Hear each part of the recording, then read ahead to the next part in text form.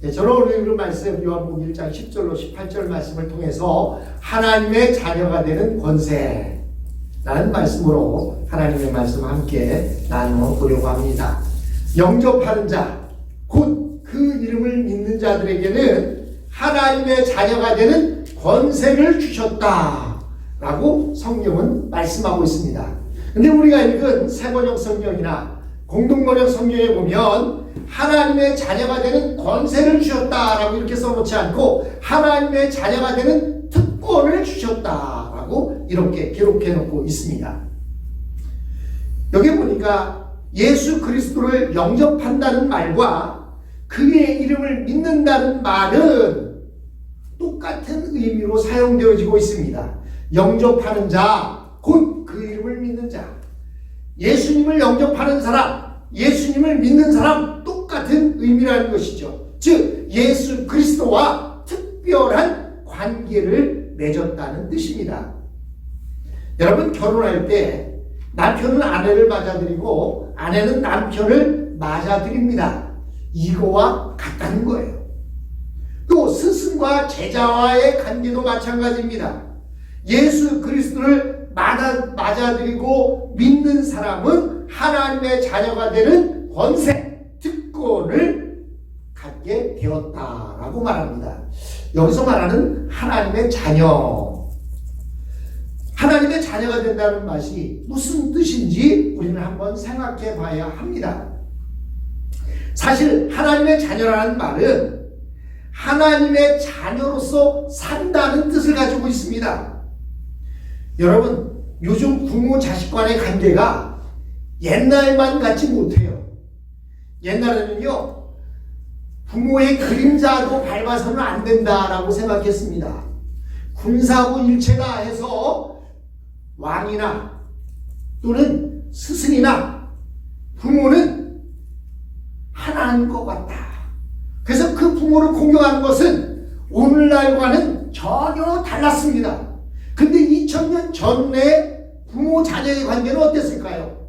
그보다 더한 관계를 갖고 있었습니다. 어려서 자녀는 부모를 떠나서 살 수가 없었습니다. 물론 요즘에는 다들 자기들을 떠나서 살고 18살 돼서 고등학교만 졸업하면 보따리 싸서 떠나는 것이 요즘 생활이지만 옛날에는 결혼하기 전까지는 부모 자녀 관계가 끈끈한 관계를 유지하고 있었습니다. 뿐만 아니라 하나님의 자녀가 된다는 얘기는 왕의 아들은 왕자가 되고 왕의 딸은 공주가 된다는 그런 의미를 가지고 있는 것입니다. 즉 왕자는 왕자답게 살아야 되고 공주는 공주답게 살아야 합니다. 하나님의 자녀가 된다는 말은 가장 역동적이면서도 의미심장하고 성령 충만하게 산다는 뜻을 가지고 있는 것입니다. 그렇게 살기를 원하십니까? 예, 저도 그렇게 살기를 원합니다. 그렇다면 하나님의 자녀로 산다는 것은 일단 가장 먼저 중요한 것은 하나님이 누군지를 알아야 된다는 거예요. 내가 아버지의 뜻대로 살겠습니다. 그런데 네 아버지가 누구냐? 몰라요. 그러면 어떻게 아버지의 뜻대로 살겠습니까? 하나님의 자녀로 산다고 하는 것은 하나님이 누구신지를, 그리고 하나님이 하신 일이 무엇인지를 알아야 합니다. 하나님은 보이지 않고 손에 잡히지도 않기 때문에 하나님을 알고 싶어도 알기가 어렵습니다. 구약 성경을 기록한 고대 유대인들이 이 하나님을 아는 방법으로 택한 것이 무엇이었냐면 바로 율법이었습니다. 왜냐하면 그들은 하나님을 본 적은 없지만 모세를 통해서 하나님에게 하나님의 명령을 하나를 받았기 때문에 그들이 하나님을 아는 방법은 그 명령을 지키는 것, 그것밖에 없었습니다. 이렇게 율법을 잘 지키는 것이 하나님의 자녀가 되는 길이라고 그들은 여겼던 것입니다. 그런데 신약시대에 와서 초기 그리스도인들은 생각을 완전히 바꾸어서 유대의 율법이 예수 그리스도에게 있어 완성이 되었다고 말합니다. 예수 그리스도야말로 진정한 의미에서 하나님의 말씀 그 자체라고 주장하고 있습니다. 요한복음 1장 1절에 보면 태초에 하나님의 말씀이 계셨다. 이 말씀이 곧 누구라고요?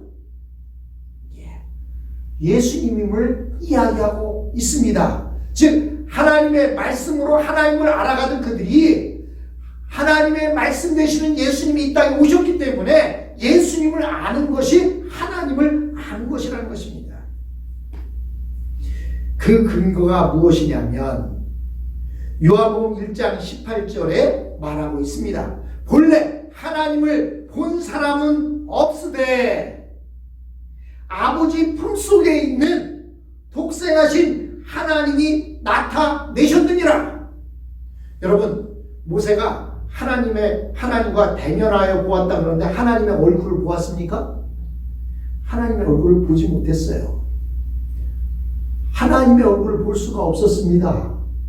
그런데 18절에 보니까 본래 하나님을 본 사람이 없으되, 이것은 맞는 말입니다. 구약에서 신약까지 하나님을 본 사람이 없어요.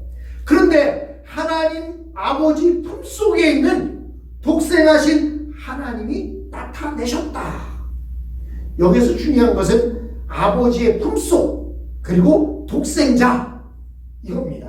아버지의 품속이라는 말은 하나님의 능력을 나타냅니다. 하나님의 능력을 하나님과 함께하면서 본 사람이 있는데 오직 독생자, 외아들 한 사람밖에 없다는 거예요. 아들이 여럿이면 너도 보았고 나도 보았고 서로 보았다고 말할 수 있어요. 나도 하나님을 보았어. 왜? 내가 하나님의 아들이니까. 근데 본문에 뭐라고 말합니까? 외아들, 독생자, 딱 아들이 하나뿐이라는 거예요. 그럼 본 사람이 몇 명이게요? 오직 한 명. 그 아들밖에 아버지를 본 사람이 없는 것입니다. 여러분, 하나님과 똑같으신 분, 바로 그분이 예수님이십니다. 이 예수님은 하나님과 똑같다고 말하지 않을 수 없을 정도로 예수 그리스도에게는 하나님의 본성이 나타났다는 말입니다. 그분이 하나님인 것을 알려주셨다라는 말은 예수 그리스도가 하나님을 온전하게 계시하셨다는 뜻입니다. 그래서 요한복음 1장 12절에서 예수 그리스도를 영접하고 믿는 사람은 하나님의 자녀가 된 것이라고 증언하고 있는 것입니다. 말씀이 육신이 되어 우리 가운데 거하시네. 우리가 그의 영광을 보니 아버지의 독생자의 영광이요 은혜와 진리가 충만하더라 라고 이렇게 말씀하고 있습니다. 예수 그리스도가 마리아라고 하는 여인의 몸을 통해서 살과 피가 있는 인간이 되셔 우리와 똑같이 이 세상에 살았다는 사실을 강조하고 있는 것입니다. 그 사실을 어떻게 알 수 있을까요? 독생자의 영광이다 라고 14절에서 대답하고 있습니다. 이 독생자라는 말은 우리가 읽은 세번역 성경에는 외아들이라고 이렇게 말합니다.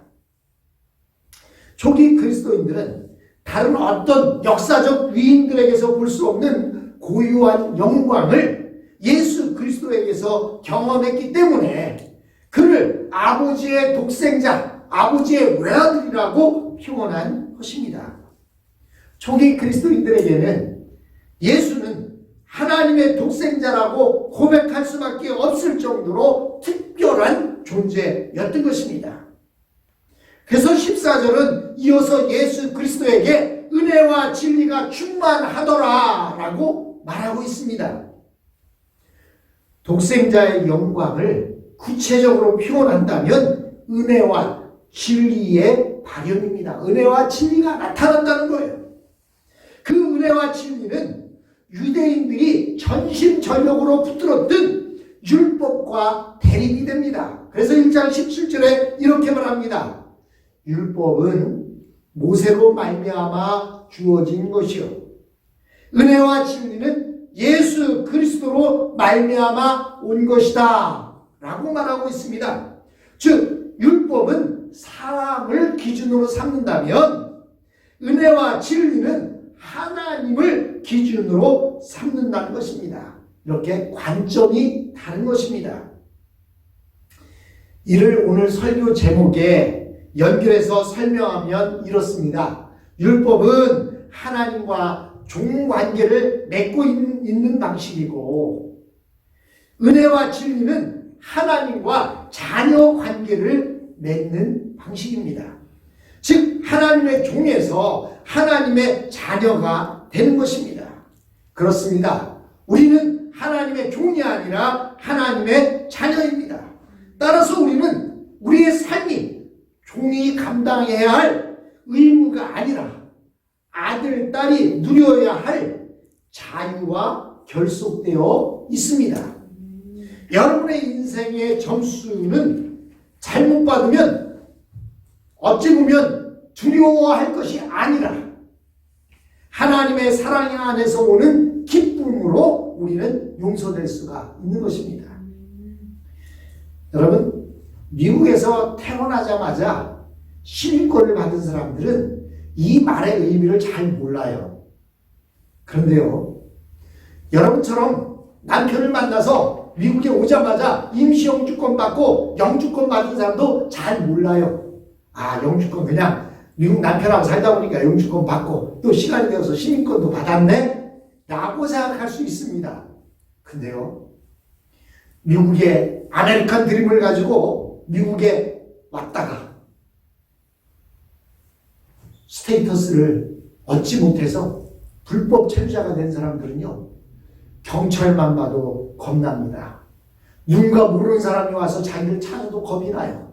혹시나 이민국에서 나와서 나를 잡으러 온 것은 아닐까. 이런 두려움 속에 살고 있었는데, 어떤 사람이 와하고는 자기를 자녀로 만들어주겠다는 거예요. 양아들로 삼겠다는 거예요. 근데 그 사람이 시민권이 있어요. 그래서 그의 양아들이 되었습니다. 아답터가 되었습니다. 그랬더니요, 어떻게 됩니까? 아답터를 하자마자 임시 영주권이 나오고 그래서 자기가 영주권자가 되었습니다. 지금까지는 경찰만 봐도 두렵고 누군가 모르는 사람이 자기를 찾아와도 두렵고 무서웠는데 이제는 어깨에 힘을 주고 그냥 당당하게 갈 수 있습니다. 물론 경찰에 잘못해서 잡혔을 때는 누구나 두렵지요. 그러나 지나가는 경찰을 봐도 겁날 필요가 없습니다. 누가 나를 찾아도 겁날 이유가 없습니다. 왜 그렇습니까? 아버지가 나를 자녀로 양자로 삼아주니까 나는 스테이터스가 해결됐어요. 특권을 받았습니다. 어떤 특권? 영주권이라는 특권을 받게 된 것입니다. 그 사람이요, 이 땅을 살아갈 때 자기에게 영주권을 만들어준 그 양 아버지가 얼마나 감사하겠습니까? 여러분, 본문에서 말하는 하나님의 자녀가 되는 특권을 주었다. 바로 이 의미예요. 죄로 인해서 죽을 수밖에 없고, 그리고 그냥 이 땅을 살아가는데도 그 죄에 짓눌려 살고 있었는데 하나님이 나를 자녀로 삼아주시니까 내 그 죄에 눌렸던 모든 죄의 문제가 해결되어지고 이제는 당당하게 살아갈 수 있는 특권이 우리에게 주어졌다는 것입니다. 그것을 본문 12절에서 권세라고 표현해 놓고 있습니다. 하나님의 자녀가 되는 권세를 주었다는 말은 우리가 하나님의 자녀로 이제는 당당하게 살아갈 능력을 갖추게 되었다는 것을 의미합니다. 그 능력은 저절로 주어지는 것이 아닙니다. 하나님의 자녀가 되는 것은 하나님을 받아들임으로 인해서 하나님이 나를 아답터 해주셨기 때문에 자녀가 되긴 했습니다. 그러나 그 능력은, 하나님의 능력은 저절로 주어지는 게 아니에요. 아버지와 함께 생활하면서 아버지로부터 생활 방식을 배웁니다. 어른을 공경하라는 것도 배우게 되고, 또 밥을 먹을 때는 어떻게 먹어야 되는지, 길을 걸어갈 때는 어떻게 해야 되는지, 또 사람을 만날 때는 어떻게 해야 되는지, 이런 것들을 아버지를 통해서 배우게 됩니다. 아무리 그리스도인답게 살려고 그런데 우리가 노력해도 우리가 권세 있는 사람처럼 보이려고 애를 써도 큰 효과가 별로 없습니다. 왜 그렇습니까? 여러분, 우리가 머리로 배운 거는요, 금방 잊어버려요. 그런데 몸으로 배운 건 어때요? 어릴 때 자전거 배운 사람이요, 20년, 30년 안 타다가도 자전거 갖다 주면 그냥 올라타면 자전거가 나갑니다. 왜 그래요? 몸으로 익혔기 때문입니다.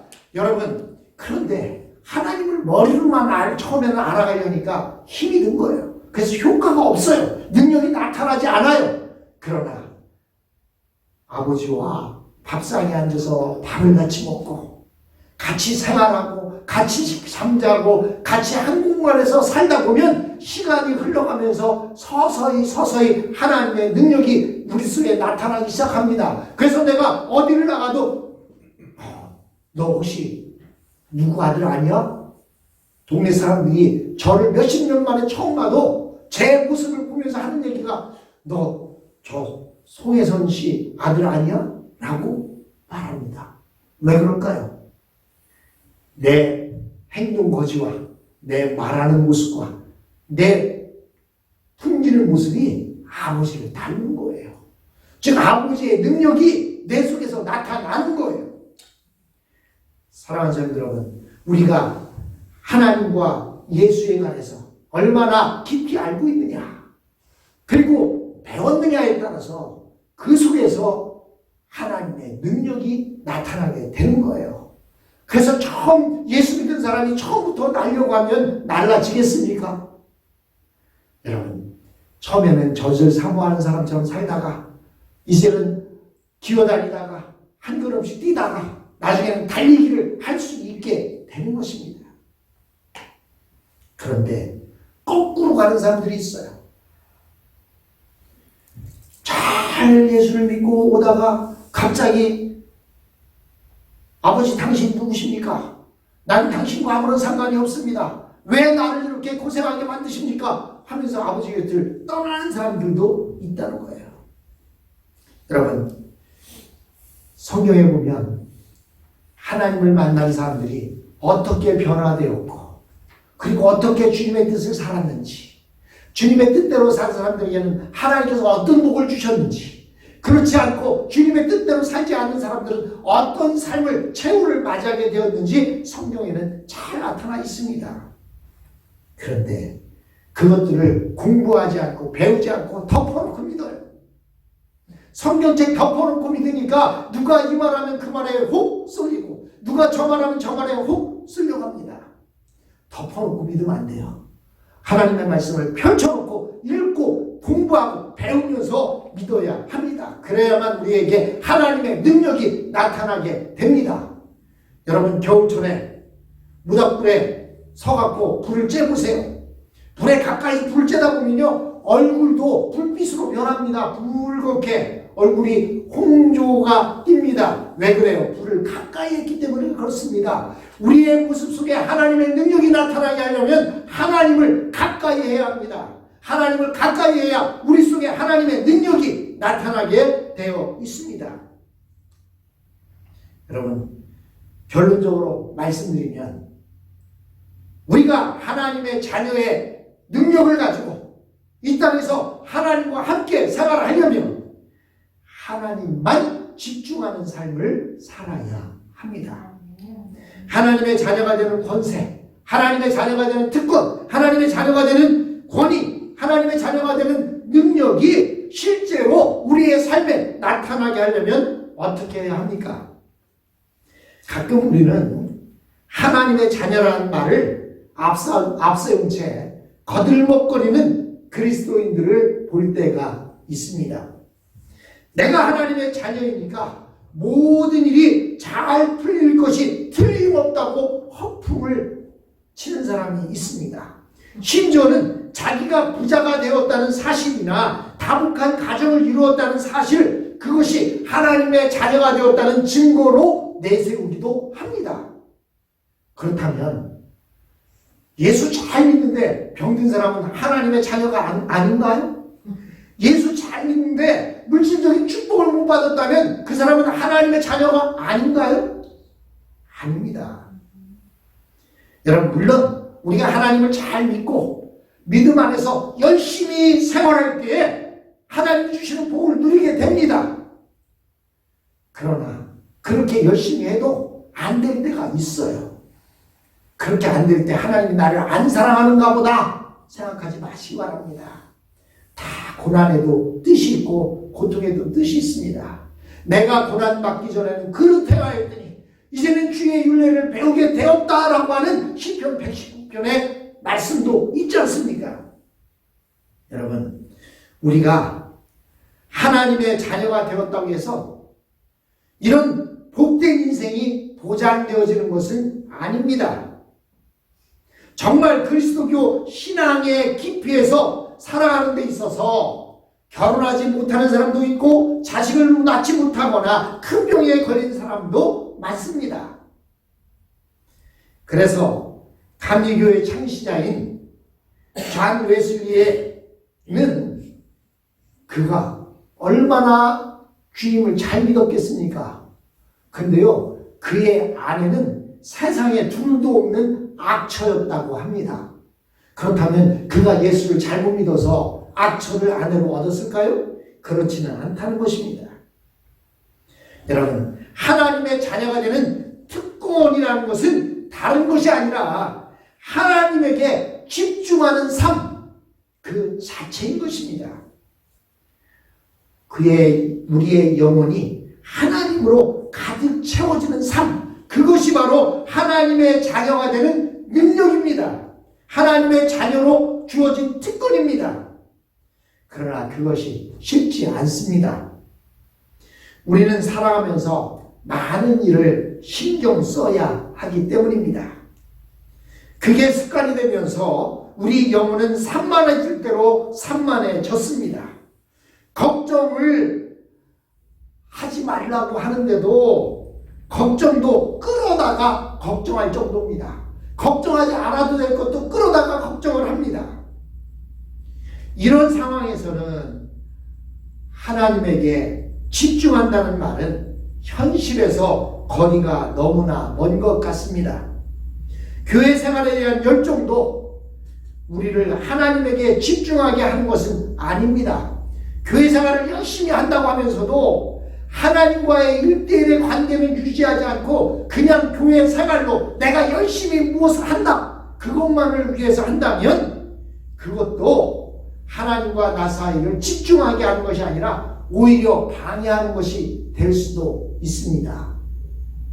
왜냐하면 그렇게 일만 열심히 하다가 시험에 들 때가 많이 있기 때문입니다. 여러분이 하나님에게 집중을 하고 있는지 아닌지를 검증할 수 있는 한 가지 기준이 있다면 그것은 자기 축소입니다. 자기에 대한 관심이 줄어들었는지 안 줄어들었는지 그것을 보면 압니다.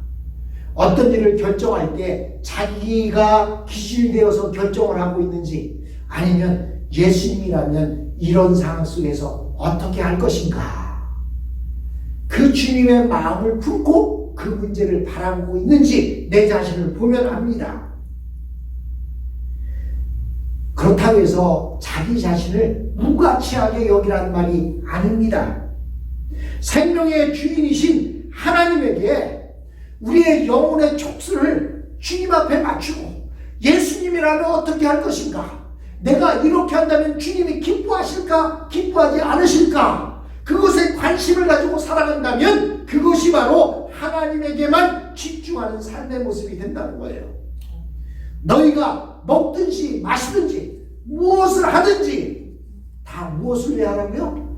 하나님의 영광을 위해서 해라, 이렇게 말씀하고 있습니다.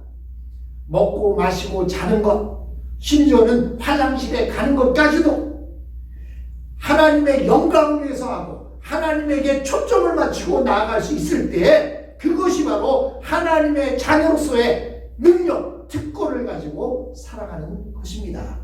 사랑하는 성도 여러분, 우리는 하나님의 자녀가 되는 권세를 받았습니다. 특권을 받았습니다. 이제는 불법 체류자의 신분으로 살아가는 것이 아니라, 이제는 죄인의 신분으로 살아가는 것이 아니라 하나님 나라의 백성으로, 하나님의 자녀로 살아가게 되었습니다. 그렇다면 우리가 어디에 초점을 맞추고 살아야 되는 것입니까? 바로 하나님 앞에 내 초점을 맞추고 하나님만 바라고 이 땅을 살아가는 저와 여러분이 되었으면 합니다.